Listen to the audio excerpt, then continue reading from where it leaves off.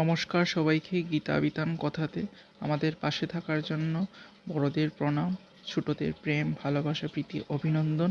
আমাদের চ্যানেলকে সাবস্ক্রাইব করার জন্য, আমাদের পাশে থেকে আমাদের চ্যানেলকে এগিয়ে নেওয়ার জন্য অসংখ্য অসংখ্য ধন্যবাদ আপনাদের সবাইকে। ভিডিওগুলি আপনাদের হয়তো অবশ্যই ভালো লাগে।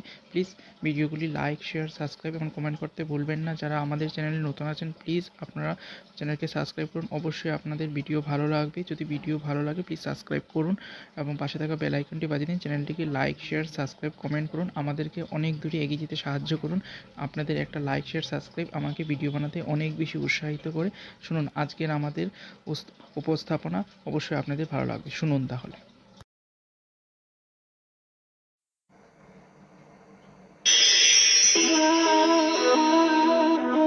বিনম্রতা।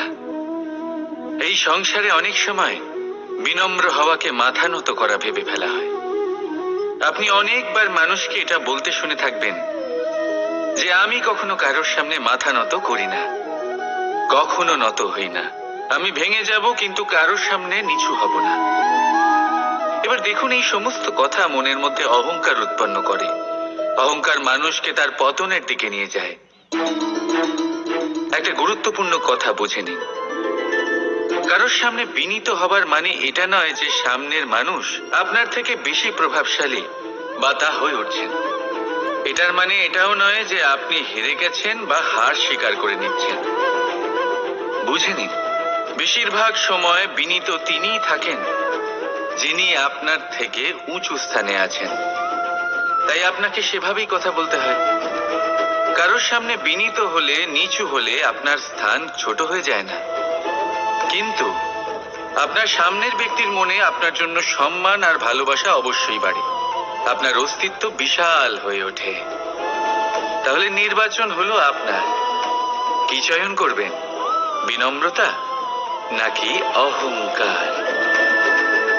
রাধা রাধা। ধন্যবাদ সবাইকে এত সময় ধরে আমাদের পাশে থেকে ভিডিও উপভোগ করার জন্য। যারা আমাদের চ্যানেলে নতুন আছেন তারা প্লিজ চ্যানেলটিকে সাবস্ক্রাইব করুন, পাশে থাকা বেল আইকনটি বাজিয়ে দিন। প্রত্যহ আমরা চ্যানেলে ভিডিও আপলোড করি এবং ভক্তি সংক্রান্ত ভিডিও আরও পেতে চ্যানেলটিকে লাইক, শেয়ার, সাবস্ক্রাইব করে ভরিয়ে দিন। অসংখ্য ধন্যবাদ আপনাদেরকে। আপনারা বলছি প্লিজ ডু সাবস্ক্রাইব।